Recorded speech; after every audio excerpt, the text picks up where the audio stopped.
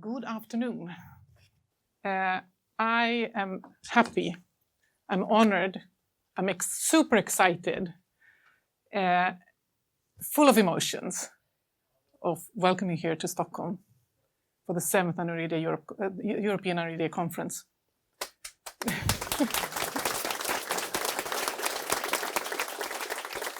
My name is Ivana Kildsgaard, and I'm the president of the Swedish Aniridia Association. I'm also a member of the board of the Aniridia Europe. But I'm a mother, and I'm a mother of a 15-year-old. I'm excited, of course. This is Jan. He was 4 years old at one of our meetings in Stockholm, and he's sitting next to Sofia, who has familiar aniridia. My son has sporadic congenital aniridia. And at the time when he was born in 2009, aniridia was not registered as a rare disease in Sweden, as unfortunately there's still many countries in Europe, but also in the world, that don't have this as a registered rare disease. So I remember when he was 1 month old, we came home on a Friday evening, and we were, of course, we knew something was wrong. He was missing an iris, but we didn't get any explanation what it was. And of course, what it is with a new parent, you're full of emotions, crying, and I just couldn't sit and wait. I went and Googled, and I Googled the symptoms, and what I found was a web page, and the contact was Neven Milivojevic. He is not here. I think he's in the Nordic meeting at the moment. And he explained to me what it was, and it was really very comforting to hear somebody, an adult, to talk about aniridia and everything that he has established. So after a few years, or actually just a year later, we established Aniridia as an association in Sweden. But at the same time, there was actually a very unique research ongoing, and it was Ulla Edén, who is here today, and she did her PhD on aniridia. And she, together with some other researchers, actually managed also to help establish it as a rare disease. So it is now registered, and there is, always an updated also version, thanks to also now Professor Nila Gali and a group of scientists that are behind that. From that research in 2008, we actually realized that there are about 200 people in Sweden living with aniridia. We have now 82 members. Not everybody has aniridia, so many of them are relatives, parents, and so on. But it is that really gave us also understanding that we are not alone, but there are many other people that actually have this disease. And it was also very obvious that after the first year we went to Norway, and we really experienced this fantastic group of people that also helped us as a family, but also what an association means, getting together, exchanging experiences, and supporting each other. So Norway was also organized, as Barbara said, the first conference in 2012.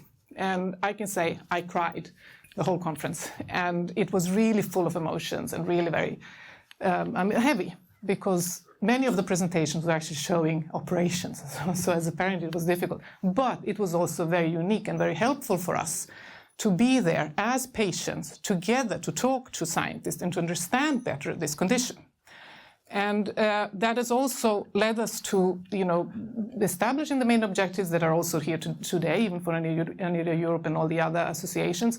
One thing is it's very important to spread knowledge among each other, but also among the medical community. And to use the opportunity, both as these conferences, that we can also exchange, that you as scientists can exchange experiences, and that also you can get feedback from us as patients. So I don't know how much unique this is in general in medical practice, but we are very grateful that we have this opportunity and this over the years build up this relationship with you as scientists. But also our main focus is to provide support. So just 2 weeks ago, I talked to a mother. She has a 4-month-old baby that was just diagnosed with aniridia. So for 4 months, they have missed it after all the controls. And she was really, the same feeling and so on. But she was comforted when I told her about the association, the Aniridia work, and among all, that there is hope, that there is ongoing research right now. So, which means that, one thing that I took with me at the Oslo conference is that when Professor Christopher Riemann from the United States when he said in the closing session, you know, you should not lose hope, because if there is any part of medicine that is developing really fast, it is ophthalmology. And that's really true, because over the last 15 years, that has happened a lot. And when I was, you know, when we were with young parents, often people ask us, oh, can you do something about it? Now, today medicine can just fix everything, you just operate it. And said, no, unfortunately not. And, you know, every time a piece of you falls off because, you know, there's no hope. But I really hope that at one point, we will be able to say, yes, we can fix it. And that's only thanks to you. And that's why I really want to express my huge thank you to each and every one of you that are taking your time to come here to Sweden, travel also to other Aniridia conferences, spend time and energy in your weekends to actually dedicate it to us. Thank you very much.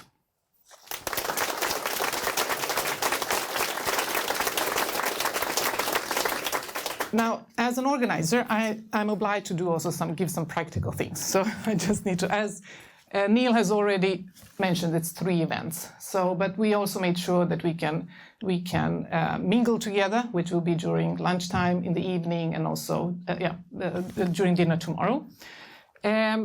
Some safety. Most of you probably realize where the restrooms are.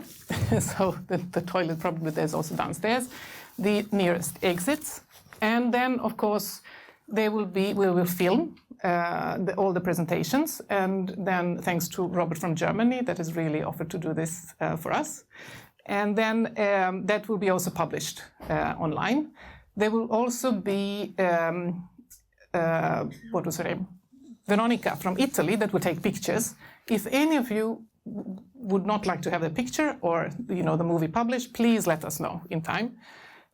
It's also so important to spread the word. So use the social media and so on to talk about this event, and also use them later on when we have the Aniridia Day. In the bags that you got, there is a program, so you can see the program, and there's also a little book that was made by ANIRIDIA-NET that you can take with you. Finally, these time slots, we have, of course, the times for lunches and dinner and so on. One thing which is mostly important is tonight, and that is the reception at the Stockholm City Hall. This is really huge. It's not every day that you can go to the City Hall, but it is a very special building that celebrated 100 years last year. It's inspired by Venice, so it's really nice to go there.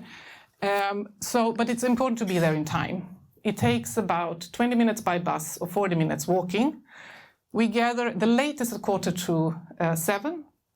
It's good to be there even before. We have a reception with buffet dinner, and then we'll take a group photograph about 8:45.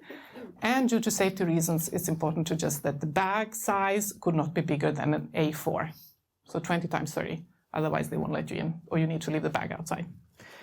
And of course, as Neil said, this would not have been done with really huge support, and both donors and support and hard work from many people.